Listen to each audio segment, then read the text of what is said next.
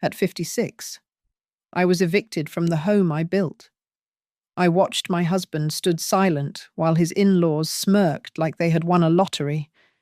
They saw a broken woman with nowhere to go. They made a fatal mistake. They forgot that while I might have packed my bags, I still held the keys to their financial ruin. I walked into the night, not to cry, but to burn their comfortable world to the ground. My name is Margaret Holloway. I am 56 years old. A woman who has always believed that dignity is found in silence, and that a home is a fortress against the chaos of the world. For 30 years, I was the architect of my husband Daniel Holloway's comfort, managing our lives with a quiet precision that rendered me nearly invisible. I never asked for gratitude because I believed loyalty was the currency of our marriage. I was wrong. The house, a sprawling colonial estate in the suburbs that I had meticulously curated for 3 decades, began to feel foreign long before the locks were changed. It started with small, insidious shifts in the atmosphere, like a drop in barometric pressure before a storm. The sanctuary I had built was invaded, not by strangers, but by my own blood. It was Daniel's idea to invite them. He called it charity, but I saw it for what it was, a shifting of alliances. My younger sister, Beatrice, and her husband had fallen on hard times again, a recurring theme in their lives that usually ended with a check signed by me. But this time, Daniel insisted they stay with us. It will be nice to have some life in this big old house. Margaret, Daniel had said, his voice carrying a dismissive lightness that made my stomach turn. You are always so isolated. They arrived with too many suitcases and a sense of entitlement that suffocated the air in the hallway. Within a week, the guest wing was not enough. Their presence bled into the living room, the kitchen, and finally, into the quiet spaces of my marriage. I watched Daniel, a man I thought I knew down to his very bones, transform into someone else. He laughed louder at their crude jokes. He nodded in agreement when Beatrice made subtle digs about my cooking or my housekeeping. The first time I realized my opinion no longer held weight was over something trivial.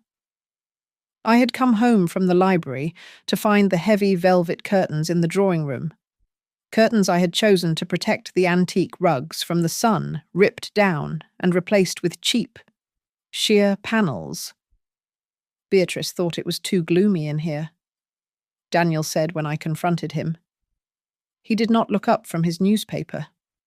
These are linen drapes from France. Daniel, they are not gloomy. They are necessary to preserve the wood, I said, trying to keep my voice steady. He finally looked at me, but his eyes were cold, lacking the warmth that had resided there for 30 years. Oh, stop being so uptight. It is just fabric. The family likes the light. Why must you always make things so difficult? The word struck me hard, the family, as if I were no longer the center of his definition of that word. My sister and her brood had become the family, and I was becoming the obstacle.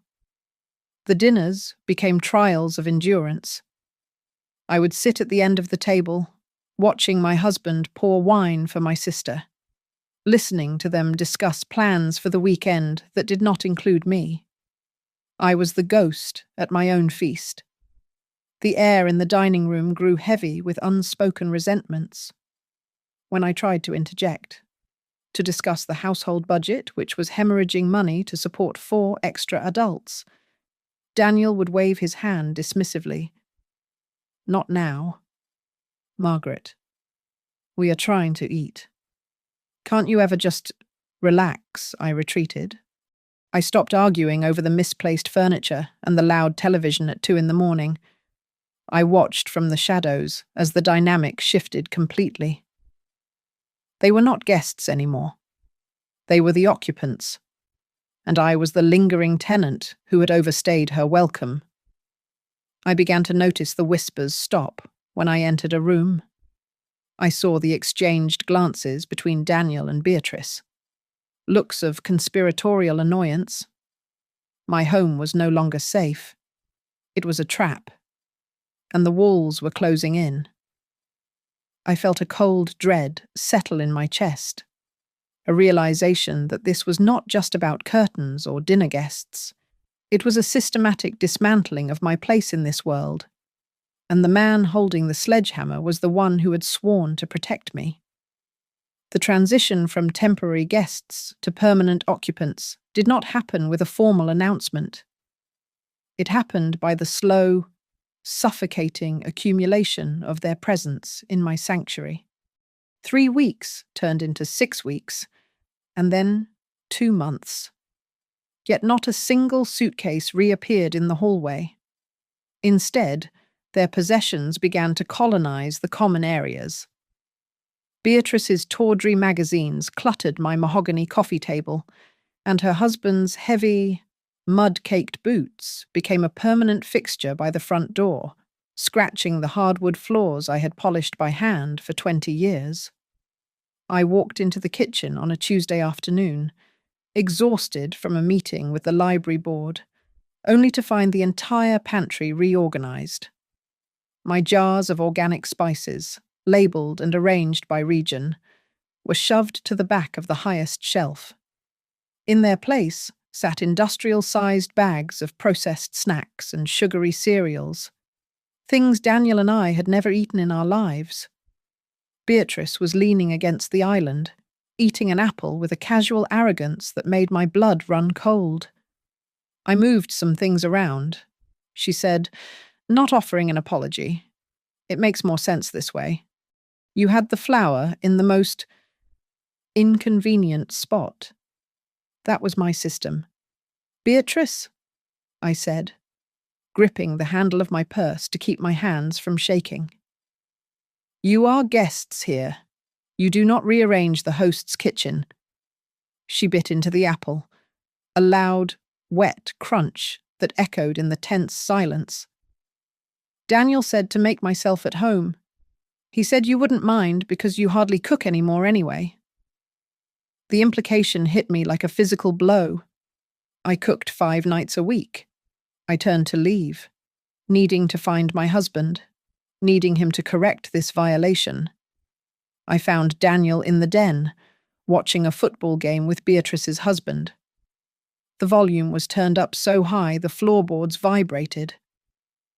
Daniel, I said, trying to pitch my voice over the roaring crowd noise from the television. We need to talk. He didn't look away from the screen. Can't it wait? Margaret, we are in the middle of the 3rd quarter. No, it cannot wait, I said, stepping between him and the television. Your sister has completely rearranged the pantry. She is acting as if she owns this house. When are they leaving? Daniel? It has been 60 days. Daniel finally looked at me, but his expression was one of exhaustion, as if I were a nagging child asking for a toy. He sighed, rubbing his temples. Keep your voice down, he hissed, glancing at his brother-in-law, who was pretending not to listen, but was clearly smirking. They are going through a rough patch. Beatrice is just trying to be helpful. Why do you have to be so territorial? I repeated, my voice dropping to a whisper. This is my home. I am being pushed into the corners of my own life. You are overreacting, he said, waving his hand dismissively. You have always been too rigid. Maybe it is good for you to have things shaken up, loosen up a little. Beatrice says you walk around here like a ghost. The air left my lungs, Beatrice says. He was discussing me with her? They were analyzing my behavior, dissecting my personality, and Daniel was agreeing with her. I looked at the man sitting in his recliner, the man whose life I had managed and smoothed out for 3 decades. And I realized he was not just tolerating their intrusion. He was welcoming it because it gave him allies against a wife he had grown bored with. The isolation became systematic after that. When I entered a room, the conversation would abruptly shift or stop altogether. They ordered takeout for dinner 3 nights in a row, but forgot to ask me what I wanted, leaving me to make a sandwich in a kitchen that no longer felt like mine. I would hear them laughing in the living room, a tight, exclusionary circle of warmth that I was barred from entering. One evening, I found my favorite reading chair, a vintage wingback I had restored myself, moved to the basement. In its place stood a gaudy, oversized recliner that Beatrice's husband had brought over from storage. The other one was just too stiff. Daniel told me when I stared at the monstrosity in horror, "This is much more comfortable for everyone. For everyone." That word no longer included me. I stood in the center of the living room, surrounded by furniture that wasn't mine and people who viewed me with disdain, and I felt the cold, sharp clarity of truth. This was not an extended visit. This was a hostile takeover. They were not just staying, they were replacing me, piece by piece. And my husband was holding the door open for them. I retreated upstairs, locking the bedroom door, though I knew a lock would not stop what was coming. I sat at my vanity and stared at my reflection. I did not cry. I started counting. I counted the assets. I counted the deeds. I counted the days until I would make them regret every single moment of this humiliation. The encroachment on my life shifted from the physical claiming of space to the theft of my time and dignity. It began on a Thursday morning, the day I had visited the local farmers' market at 7 o'clock for the last 15 years. I stood outside the master bathroom, towel in hand, waiting for my turn. The door remained locked for 45 minutes. When Beatrice finally emerged, wrapped in one of my Egyptian cotton towels, she didn't even glance at me. I turned to Daniel, who was adjusting his tie in the hallway mirror, avoiding my reflection. "Daniel, I have a schedule," I said, keeping my voice low. "You know I leave at 7:30. He sighed, a sound that had become his default response to my existence. "Margaret, honestly, Beatrice has a lot on her mind. You don't have a job to get to. You can shower at noon, or use the guest bath downstairs. The guest bath is full of her husband's mildewed clothes," I replied. "And my schedule is my own. Why must I yield everything?" He finally turned, his face twisted in annoyance. "Because you are rigid. You are difficult. You cling to these old-fashioned routines like they make you important. They don't. They just make you exhausting." The insult landed with a dull thud. Difficult. Old-fashioned. Words meant to render me obsolete. By the following week, I was no longer welcome at the dinner table. I walked into the dining room on a Sunday to find the table set for 4: Beatrice, her husband, their daughter who had visited for the weekend, and Daniel. There was no plate at the head of the table. There was no chair for me. "Oh," Beatrice said, feigning surprise as she ladled gravy onto her potatoes. "We thought you were eating in your room. You always look so miserable when you sit with us. It kills the mood." Daniel chewed his roast beef, staring studiously at his plate. "It's just for tonight. Margaret, don't make a scene." I stood there, humiliated in the house where I had hosted Thanksgiving dinners for 20 people, where I had paid the mortgage for the first 10 years while Daniel finished his degree. I turned and walked into the kitchen, eating a cold slice of bread over the sink, while laughter erupted from the other room. They were erasing me. I was becoming a ghost before I was even dead. But the true danger wasn't in the insults. It was in the silence of the paperwork. I went to the study to retrieve the monthly bank statements for the joint account, a habit I had maintained since 1995. The drawer was locked. I found Daniel in the garage, tinkering with his car, a safe distance from the house. "The study desk is locked," I said. "Where is the key?" He didn't look up.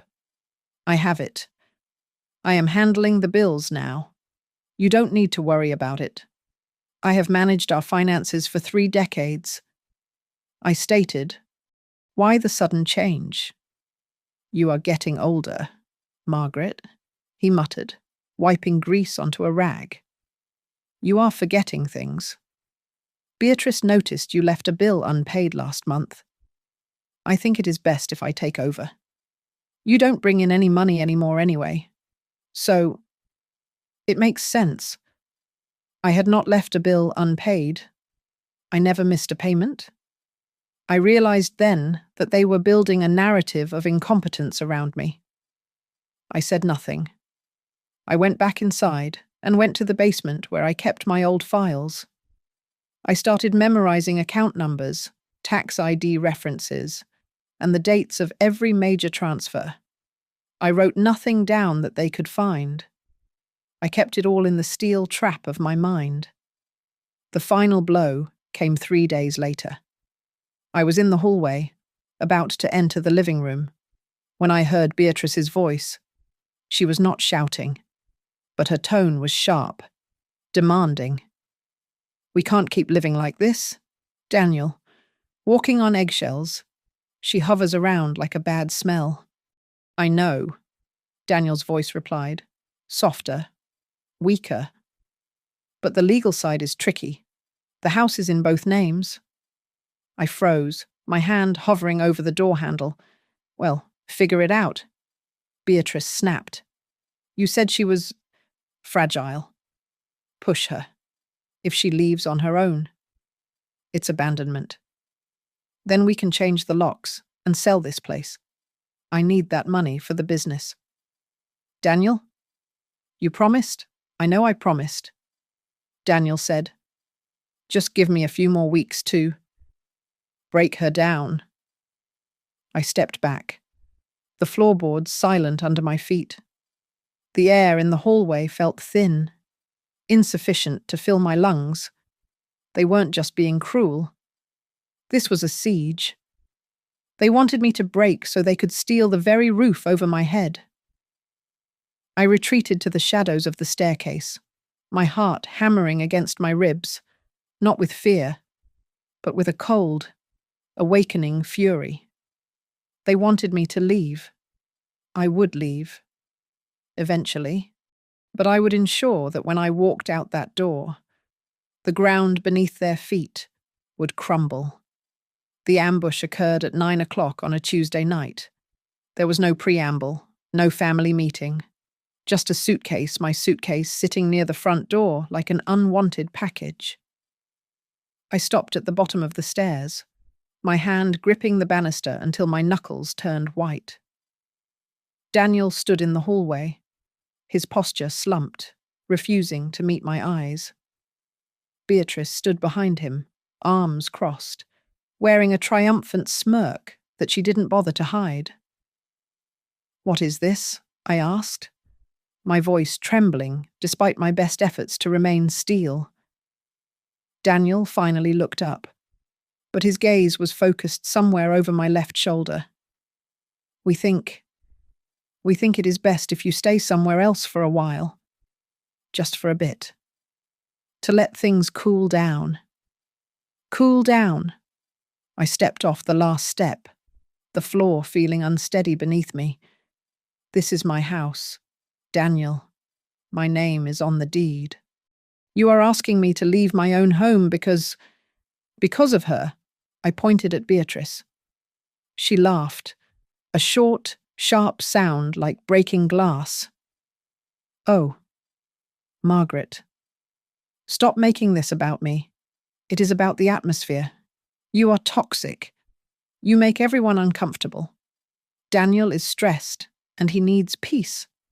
We are just asking for a separation of space, a temporary break. Temporary, I repeated, tasting the lie on my tongue. It was bitter and metallic. And where exactly do you expect me to go at 9 at night? There is a motel off the interstate, Daniel mumbled, fishing a wad of cash out of his pocket. Here. This should cover a few nights. Just go. Margaret, please.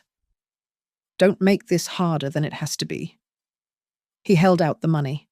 I looked at the crumpled bills, $300. Perhaps the price of my dignity. The price of 30 years of marriage. I didn't take it. I am not taking your money, I said, my voice dropping to a whisper. And I am not leaving. Beatrice stepped forward, invading my personal space. If you don't leave, we will call the police and say you are threatening us. We have 3 witnesses against 1. Who do you think they will believe, the hysterical older woman or the calm family trying to protect themselves? I looked at Daniel, begging him silently to step in, to be the man I thought I had married. He looked away. He actually turned his back on me. That was the moment the knife twisted. It wasn't the eviction that killed the love I had for him. It was his cowardice. He was letting his wife be thrown into the street to avoid an argument with his sister-in-law. Fine, I said. The word felt foreign, detached. You can't take much, Beatrice added quickly. We don't want you dragging boxes through the living room while we are trying to relax. Just the bag. It is already packed. I walked over to the suitcase. It was my old carry-on. They had packed for me. The violation made my skin crawl. I zipped it open just an inch to check. My toothbrush, a few changes of clothes, my medication, the bare minimum. Go on then, Daniel said, his voice thick with a mixture of guilt and relief.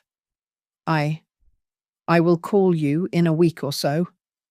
I didn't say goodbye. There were no words left for people like them. I grabbed the handle of the suitcase and opened the heavy oak front door. The night air rushed in, cold and biting. As I stepped onto the porch, I heard the sound that would haunt me for the rest of my life.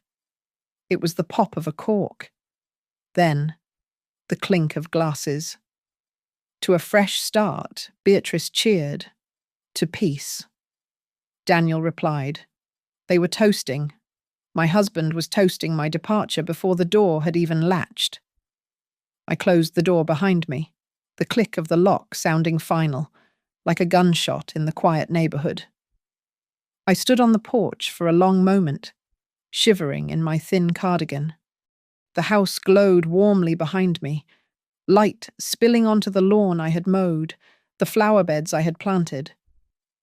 I walked down the driveway, the wheels of my suitcase rumbling loudly on the pavement. I did not cry. I wanted to.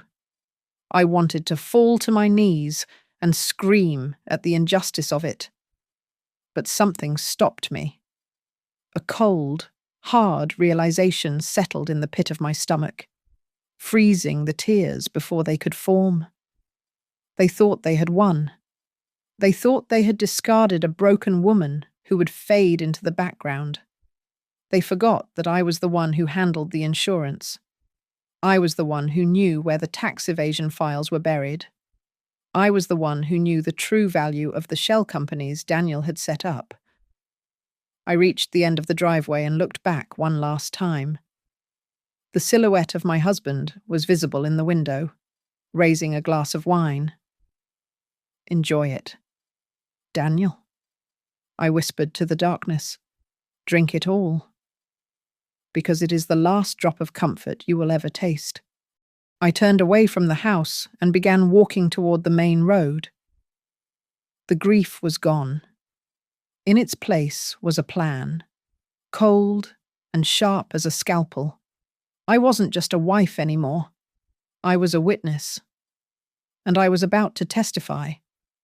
I did not go to the motel off the interstate. That place was a graveyard for lost causes, and I was not lost. Instead, I drove 40 minutes north to a clean, nondescript, extended-stay hotel in the business district.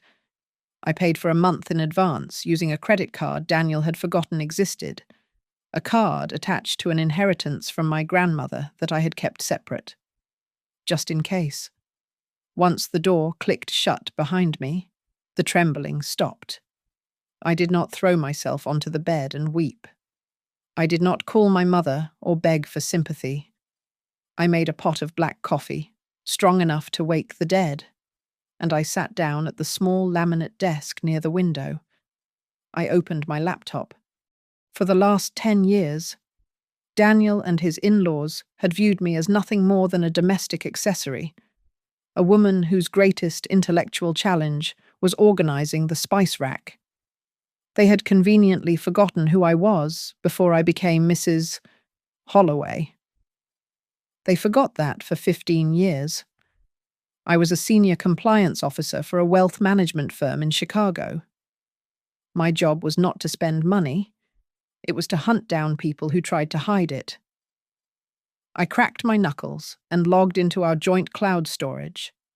Daniel was a man of arrogance, and like most arrogant men, he was lazy with his digital security. His password was the same one he had used since 2010. What I found was not surprising, but the sheer stupidity of it was breathtaking. I spent 3 days building the timeline. It started 6 months ago. Small withdrawals, at first $200 here, $500 there, labeled as household maintenance. Then, the amounts grew. $5,000 for medical expenses for Beatrice. $10,000 for a business loan to her husband. But then I found the document that made my pulse steady and my lips curve into a cold smile. It was a digital draft of a quitclaim deed, prepared by a budget online legal service. They were preparing to transfer the title of the house, my house, solely into Daniel's name, likely to use it as collateral for a massive loan to fund Beatrice's husband's latest get-rich-quick scheme. I picked up my phone and dialed a number I hadn't used in 8 years. It rang twice. Holloway. A gruff voice answered. I thought you retired to bake cookies. Hello? Robert? I said, leaning back in the stiff hotel chair. I did. But I seem to have unretired myself. I need a favor. Robert was the best real estate attorney in the state, and he owed me a career-saving favor from back in the day. Name it? He said. I need you to pull the original deed for the property at 42 Oak Creek Lane. Specifically, I need you to look at the vesting clause on page 4. There was a pause, the sound of typing, and then a low whistle. Margaret. This property is held in a tenancy by the entirety. It means neither spouse can sell or encumber the property without the clear, notarized consent of the other. And wait. There is a secondary lien protection clause here linked to your grandmother's trust. Exactly, I said softly. Daniel thinks he can force me out and leverage the equity. He thinks because I am out of the house, I am out of the picture. He is going to walk into a buzzsaw. Robert laughed. A dry, sharp sound. If he tries to sign that loan without you, he is committing bank fraud. And if the bank finds out he misrepresented the ownership, they will call the loan immediately. I finished for him, and he will face federal charges. What do you want to do? Robert asked. We can send a cease and desist right now. No, I said, watching the cursor blink on my screen. Not yet. Let them sign the papers. Let them spend the money in their heads. Let them think they have won. I hung up and opened social media. Beatrice had posted a photo an hour ago. It was a picture of her feet propped up on my coffee table, a bottle of expensive champagne in the background. The caption read, "Finally. Some room to breathe. New chapters." I stared at the image. They were celebrating a victory that was actually a death sentence. They had no idea that by kicking me out, they had removed the only person competent enough to keep them out of prison. I closed the laptop and took a sip of my coffee. It was cold, but I drank it anyway. I slept soundly that night, for the first time in years. The storm was coming, and I was the one controlling the weather. Silence became my primary occupation. For 2 weeks, I did not call. I did not text. And I certainly did not show up at the front door of the house on Oak Creek Lane. To Daniel and his parasites, my silence must have looked like defeat. They likely imagined me in a small, sad motel room, weeping over old photo albums, too broken to fight back. They were half right about the location, but entirely wrong about the activity. I was not weeping. I was auditing. The hotel room had become a war room. Papers covered the duvet, taped to the walls, and stacked on the desk.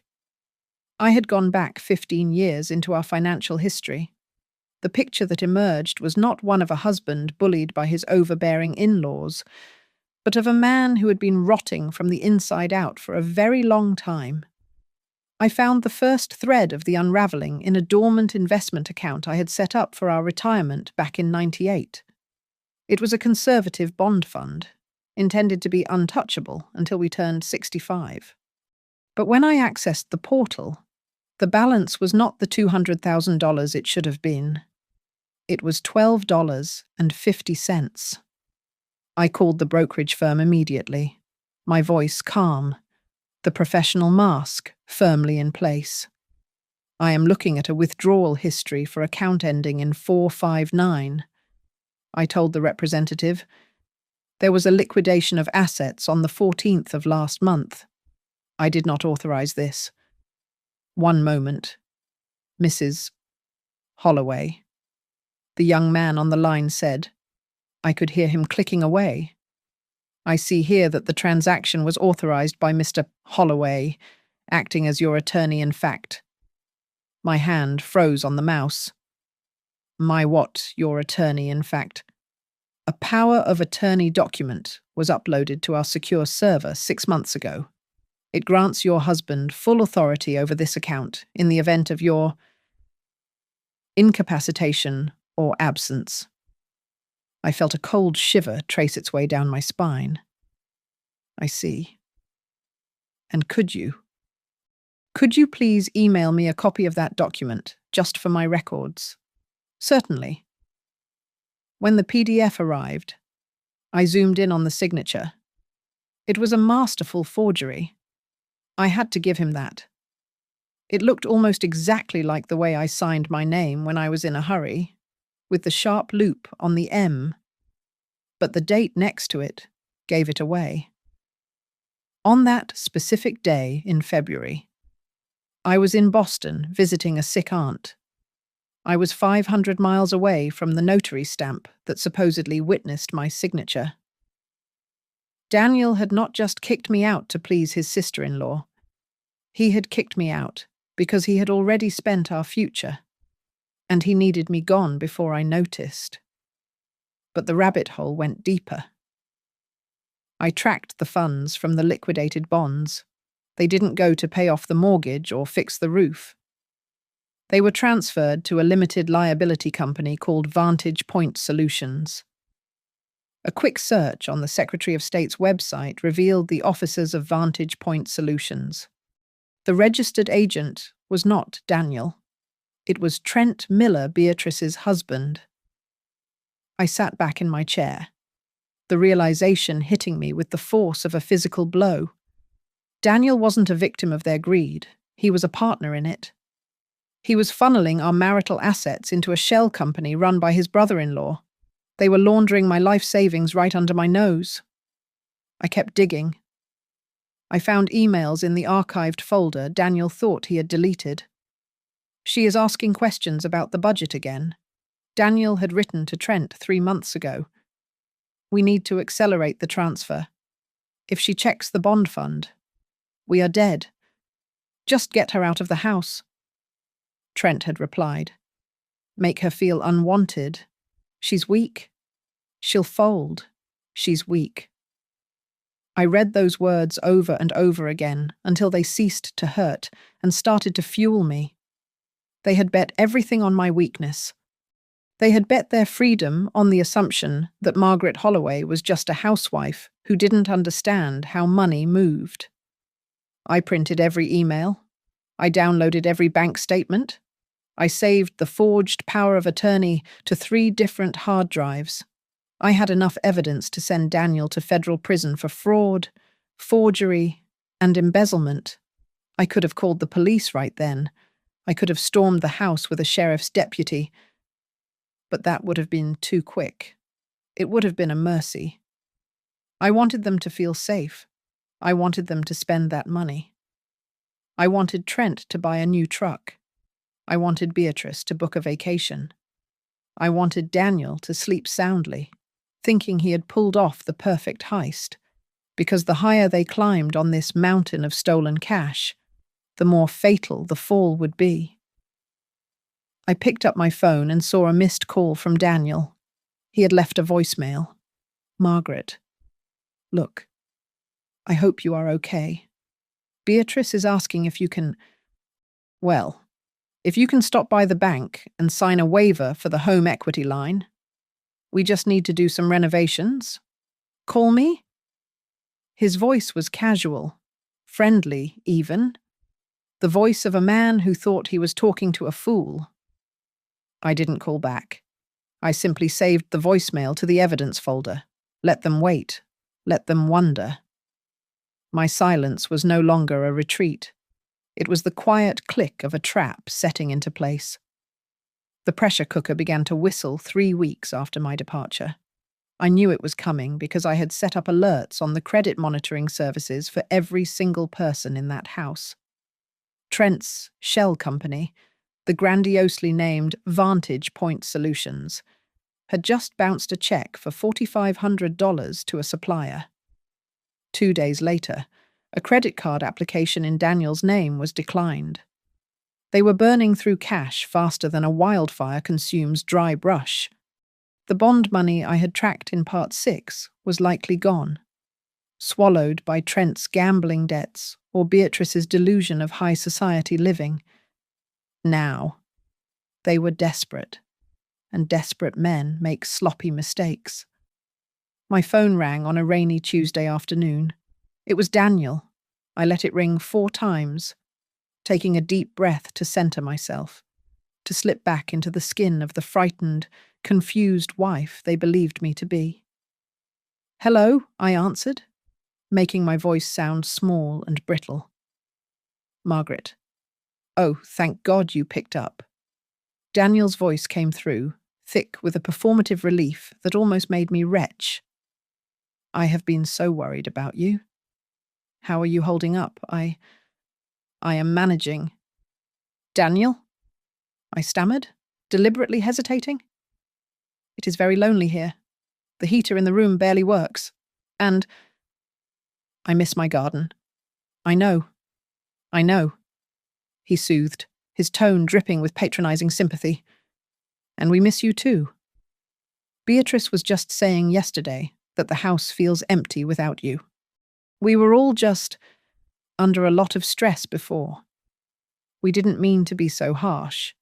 The lie was so bold it was almost impressive. Beatrice probably missed me about as much as she missed a root canal. I just want to come home. Daniel, I whispered, allowing a tremor to enter my voice. I don't care about the arguments anymore. I just want my life back." "We want that too," Daniel said quickly, pouncing on my weakness. "In fact, that is why I'm calling. We have found a way to fix everything. A fresh start. But, well, we have a small hiccup with the finances to get the renovations done and settle Beatrice's debts so they can move out. I need to restructure the mortgage. Just a standard refinancing. There it was. The trap. He needed my signature to turn the equity of our home, my home, into cash for them to steal. I don't understand these things." "Daniel? You know that," I said, playing the part of the ignorant housewife to perfection. "You don't need to understand the boring details," he assured me, his voice gaining confidence. "I have handled it all. I just need you to sign the consent forms. Once that is done, the funds unlock. Beatrice and Trent can get their own place, and you can come home. We can go back to normal. Does that sound okay?" I paused for a long 5 seconds. I could hear his breathing on the other end. Shallow and anxious. He was terrified I would say no. "If I sign, they will leave?" I asked softly. "Yes, I promise. They just need a kickstart." He lied. "Okay," I said. "Okay, Daniel, I will sign, whatever you need." The release of tension on his end was palpable. "That is great. Margaret. Really great. Look, I have a meeting set up with the notary and the bank representative on Friday at 10 o'clock. It is at the main branch downtown. Can you meet us there Friday at 10? I repeated. I will be there. Please. Daniel, just don't be mad at me anymore." "I'm not mad. Honey, I'm proud of you for being reasonable. We will see you Friday." He hung up. I lowered the phone and stared at the blank screen. The mask of the weeping wife fell away instantly, replaced by the cold resolve of an executioner. He thought he had manipulated me into signing away my future. He thought I was walking into a bank to give him the keys to the kingdom. He had no idea that I had already forwarded the forged power of attorney documents to the bank's fraud department 2 days ago. He had no idea that the bank representative he was meeting was fully aware of the investigation I had initiated. I wasn't going there to sign a loan. I was going there to close the steel door of the trap he had just walked into. Wednesday and Thursday passed in a blur of final preparations. I organized my evidence into a single, devastating portfolio. I printed copies of the emails between Daniel and Trent, where they discussed bleeding the accounts dry. I included the affidavit from the nursing home where my mother-in-law lived, confirming that the money Daniel claimed to be sending for her care had never arrived. By Friday morning, I dressed not in the frumpy cardigans Daniel preferred, but in a tailored navy suit I hadn't worn since my days in the boardroom. I pulled my hair back into a severe, elegant bun. I applied lipstick that was a shade darker than usual. I looked at myself in the hotel mirror. The woman looking back wasn't Margaret the victim. She was Margaret the plaintiff. I arrived at the bank at 9:45. I sat in my car across the street and watched them arrive. Daniel looked nervous, adjusting his tie constantly. Trent was with him, wearing a cheap suit and looking around suspiciously, while Beatrice trailed behind, looking bored and checking her phone. They looked like predators circling a wounded animal. They had no idea the animal had teeth. I stepped out of the car, smoothed my jacket, and walked toward the revolving doors. The air was crisp, and for the first time in months, I felt completely, terrifyingly alive. The time for tears was over. The time for judgment had arrived. I pushed open the heavy glass doors of the conference room at exactly 10 o'clock, The air inside was stale, smelling of cheap cologne and nervous sweat.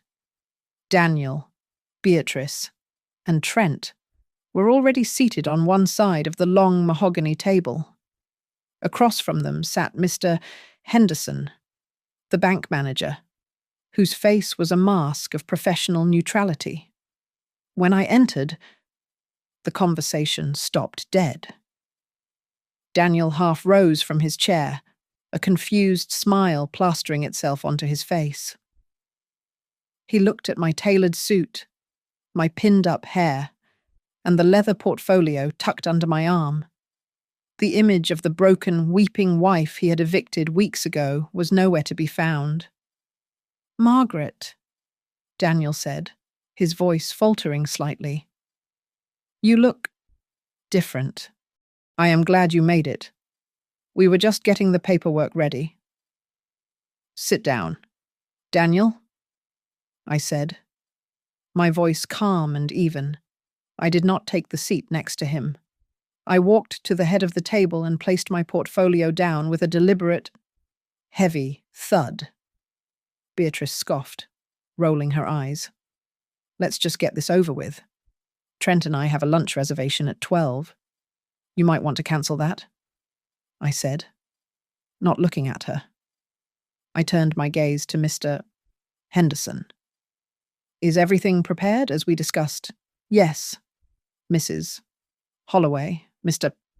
Henderson replied, folding his hands. "We are ready to proceed." Daniel looked between us, a flicker of panic starting to ignite behind his eyes. "Discussed. What did you discuss, Margaret? Just sign the loan modification so we can leave?" He slid a stack of papers toward me. I didn't even glance at them. Instead, I opened my portfolio and slid a single sheet of paper toward him. It was a photocopy of the power of attorney document he had forged. "Do you recognize this, Daniel?" I asked softly. He stared at the paper, his face draining of color. I don't know what that is. It looks like standard paperwork. It is a power of attorney granting you control over my personal investment accounts," I explained, my tone conversational. "It is dated February 14th.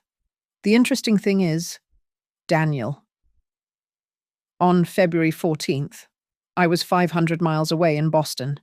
I have the flight records and the hotel receipts to prove it, which means you forged my signature." The room went deathly silent. Trent shifted in his seat, the leather creaking loudly. "That's ridiculous," Beatrice snapped, though her voice lacked its usual bite. "You probably signed it and forgot. You are getting senile. Remember, I remember everything." "Beatrice," I said, turning my cold gaze on her. "I remember the day you moved in. I remember the way you rearranged my kitchen. And I certainly remember the $45,000 that was transferred from my bond fund to a company called Vantage Point Solutions." Trent choked on the water he was sipping. He slammed the glass down, water sloshing onto the table. "Now wait a minute. Vantage Point Solutions," I continued, ignoring him. "Registered Agent Trent Miller. Purpose of business undefined. Status failing. You have been funneling marital assets into a shell company to cover your gambling debts. Trent. And Daniel helped you do it because he is too weak to say no to his wife's family." Daniel slumped back in his chair, his mouth opening and closing like a fish out of water. "Margaret, please, I can explain. It was just a loan. It wasn't a loan. Daniel, it was embezzlement. And it was fraud," I said. I pulled out another stack of papers, the bank statements I had annotated, the emails I had printed. I spread them out on the table like a royal flush. "Mr. Henderson has already verified the IP addresses used to access the accounts. They match the computer in your study. The study you locked me out of." "This is a setup," Beatrice shrieked, standing up. She is lying. She is just a bitter old hag trying to ruin us. Sit down. Mrs. Miller. Mr. Henderson said, his voice cutting through her hysteria like a knife. We have already frozen the accounts associated with Vantage Point Solutions pending a federal investigation. And given the evidence Mrs. Holloway has provided regarding the mortgage fraud you were attempting to commit today, I have a duty to report this to the authorities. Daniel looked at me, and for the first time in months, he really saw me. He didn't see the housekeeper, or the nurse, or the doormat. He saw the woman who had managed his life for 30 years. He saw the intelligence he had dismissed and the strength he had mocked. Horror washed over his face. "Margaret," he whispered, his hands shaking as he reached across the table. "Baby, please. We can fix this. Don't do this to us." I looked at his trembling hand. I felt absolutely nothing. No pity, no anger. Just the cool satisfaction of a ledger finally balancing. "I am not doing anything to you. Daniel," I said, closing my portfolio. "You did this to yourself when you mistook my kindness for stupidity. You thought you could throw me away like garbage, but you forgot one thing." I leaned in close, so only he could hear the steel in my voice. "I own the house. I own the money. And as of this morning, I own the evidence." I stood up, smoothing my skirt. The three of them sat frozen, trapped in the wreckage of their own greed. Beatrice was pale. Trent looked ready to vomit, and Daniel was weeping silently. "Mr. Henderson," I said, nodding to the manager. "I believe we are done here." I turned and walked toward the door. I didn't look back at the chaos erupting behind me.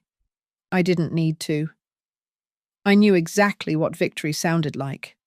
It sounded like the silence of people who realized they had just lost everything. I walked out of the conference room and into the bright, unforgiving sunlight of the parking lot. The air tasted cleaner than it had in months. Behind me, the heavy doors of the bank swung open, and the chaotic sounds of a family imploding spilled out onto the pavement. "Margaret, wait. Please. Just wait a second."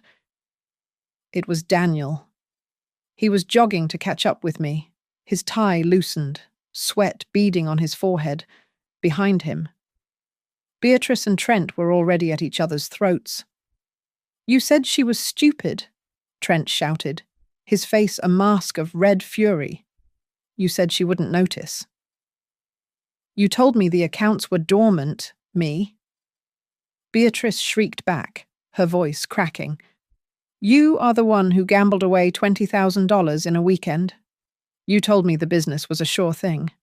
You are a loser, Trent. You have always been a loser." I stopped at my car door, but did not turn around immediately. I listened to the venom they were spitting at each other. It was the sound of rats fighting on a sinking ship. Daniel reached me, breathless and pale. He reached out to grab my arm, but I turned and gave him a look so sharp he froze mid-motion. "Don't," I said. My voice was not loud, but it silenced the space between us. "Margaret, look, I know how this looks." Daniel stammered, his hands shaking. But I was pressured. You know how Beatrice is. She gets in my head. I didn't want to hurt you. I was just trying to keep the peace. You have to believe me." I looked at the man I had shared a bed with for 30 years.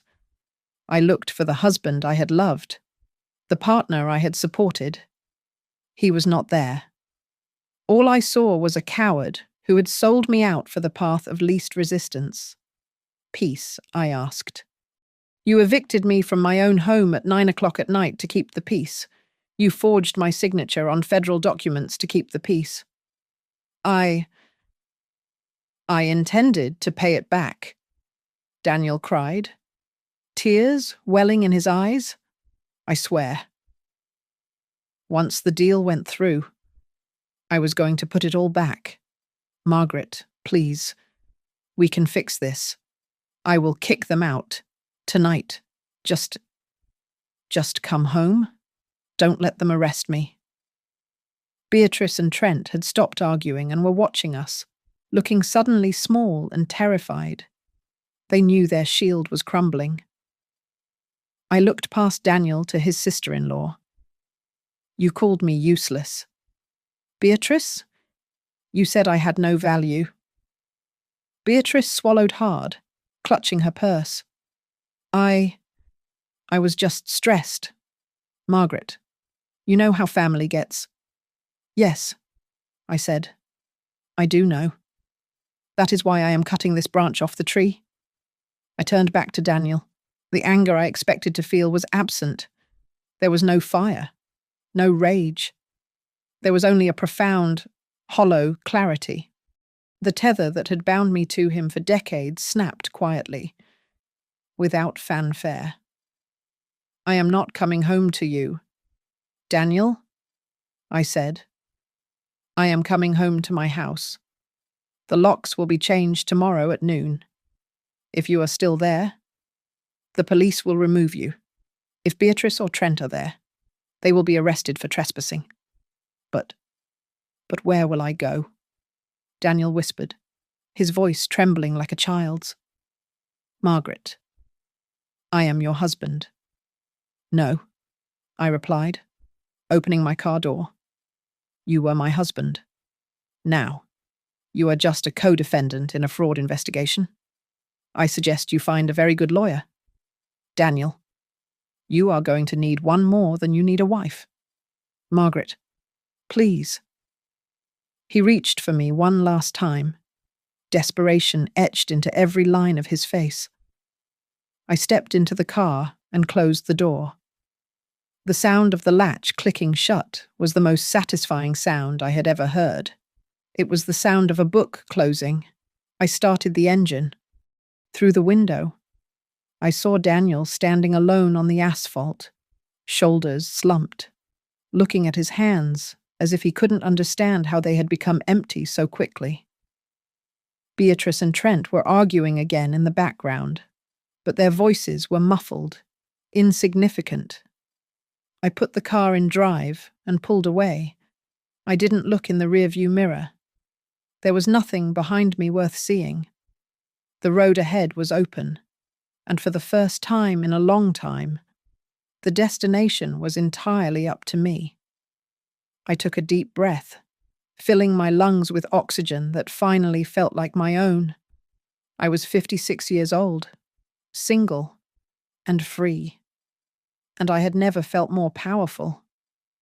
The legal gears ground forward with a weight that crushed everything in their path. It took 3 months for the full scope of the disaster to land on Daniel's shoulders. The investigation into Vantage Point Solutions did not just reveal a few bad loans, it uncovered a systematic attempt to defraud investors, banks, and me.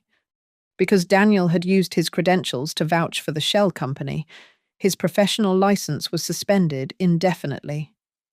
The career he had built over 25 years evaporated in a single afternoon.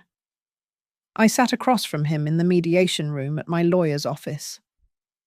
The table was wide, a polished expanse of wood that felt like a canyon separating my past from my future.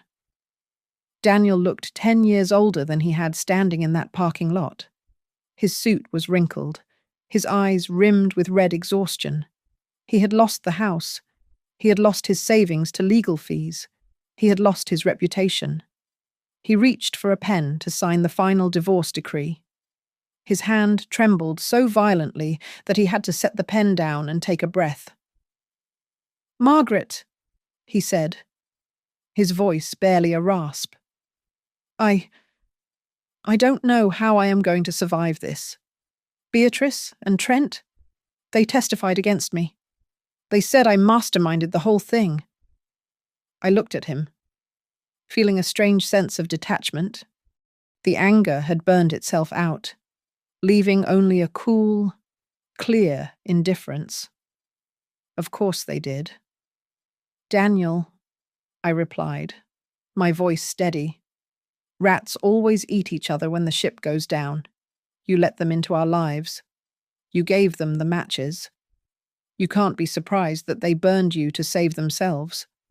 I have nothing left, he whispered, tears spilling onto his cheeks. I am 58 years old, and I am moving into a studio apartment. I miss you. Not the money. I miss you. You miss the safety I provided. I corrected him. You miss the woman who fixed your mistakes, but she doesn't exist anymore. You killed her the night you put her suitcase on the porch. I pushed the papers toward him. He signed them. The scratch of the pen against the paper was the only sound in the room. It was the sound of a contract ending. Not just a marriage, but a lifetime of servitude. The fate of his in-laws was even less dignified. Trent was facing 5 to 7 years in federal prison for wire fraud. Beatrice, stripped of the lifestyle she felt entitled to, had been forced to declare bankruptcy. The last I heard, she was working as a receptionist at a car dealership, living in a small apartment that smelled of damp and regret.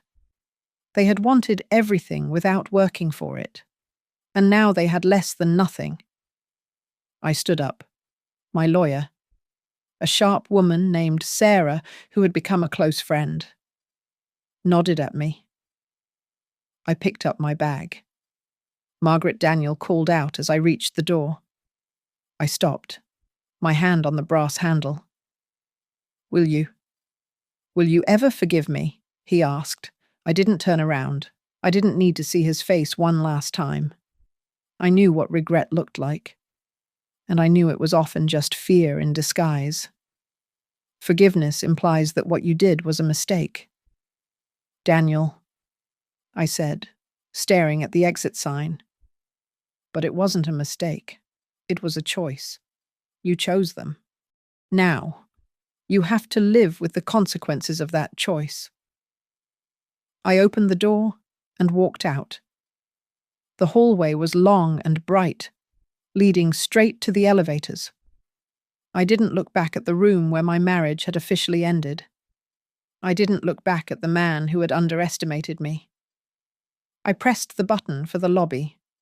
When the doors opened, I stepped out into the city street. It was a beautiful autumn day. The air was crisp, smelling of dried leaves and coffee. I had a meeting with a realtor in an hour to discuss selling the big house. It was too big for one person, and it held too many ghosts. I was going to buy a condo in the city, something modern with a view of the skyline. I was going to travel. I was going to live. I adjusted my scarf and began to walk. My heels clicked rhythmically against the pavement, a steady, confident beat. I was alone, but I was not lonely. I was victorious. Thank you so much for tuning in to this story. I really want to know where you guys are listening from. Drop a comment down below with your city or country. Let's see how far this story traveled. If you enjoyed seeing justice served. Cold. Please make sure to subscribe to Grandma's Family Diary, smash that like button, and hit the hype button to help this video get discovered by more people. Catch you in the next one.